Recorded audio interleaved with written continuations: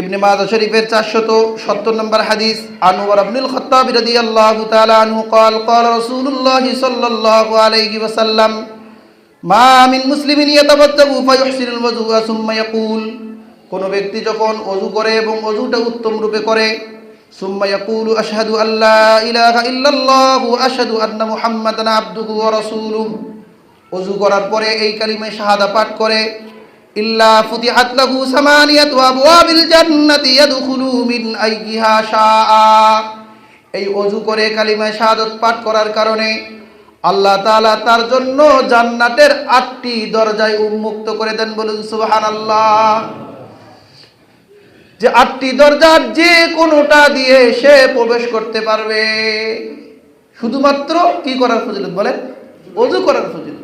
এখনো তো নামাজ পড়েই নেই, নামাজ পড়ার জন্য আসতেছে ওযু করে। আল্লাহ নবী মসজিদে আসার এবং ওযু করার এই পরিমাণ ফজিলত বয়ান করছেন। সুতরাং যারা বেনামাজি ভাই আছি, আপনারা একটু চিন্তা করেন যে আপনারা কত ফজিলত থেকে বঞ্চিত হচ্ছেন। যে নামাজ, এর ফজিলত আমরা সামনে জুমে আলোচনা করব। যে একজন সাহাবী আল্লাহ রাসূলের খিদমত করে আল্লাহ রাসূলকে খুশি করে দিছে। আল্লাহ রাসূল বলছে যে চাও, আমার কাছে কি চাবে? যখন মানুষ খুশি হয়ে যায়, আমাদের বাপ চাচারাও অনেক সময় এরকম খুশিতে বলে, তুমি এইটা করলে তোমাকে আমি এই পুরস্কার দিব। তো সে কি চাবে? আমরা তো হইলে বলে, ইয়া রাসূলুল্লাহ আমাকে 2 লাখ টাকা দিয়ে দেন, কি বলেন?